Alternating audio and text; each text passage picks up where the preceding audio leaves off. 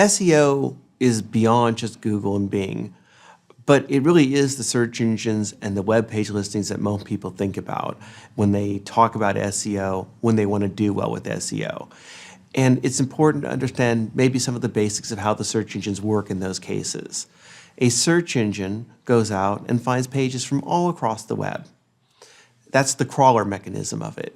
And it stores all those pages in what we call the index, which you can think of as a big book of the web.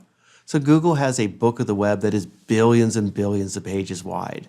And then when someone does a search, they type in their words, and Google, Bing, they sort through all the pages that are out there, and they pick out the ones that they think are very best.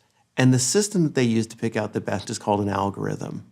You can think of it as a recipe, and they all have their own recipe. There are lots of different factors that work into it. Google will tell you there's like 200 different factors that are involved. How people link to the page. What are the words that people use when they link to the page? What are the words on the page? Do we think this page has a good reputation or not?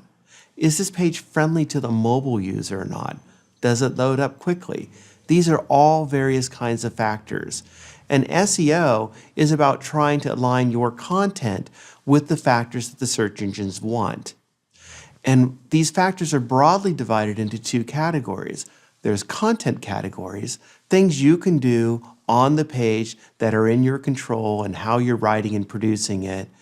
There are architecture factors, which are things that you can do technically to control how the page may render or show up in the search engine.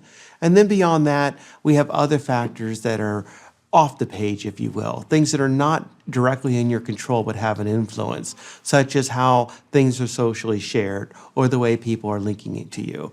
All those sorts of things together, we've even put together in what we call our own periodic table of SEO that divides them all up.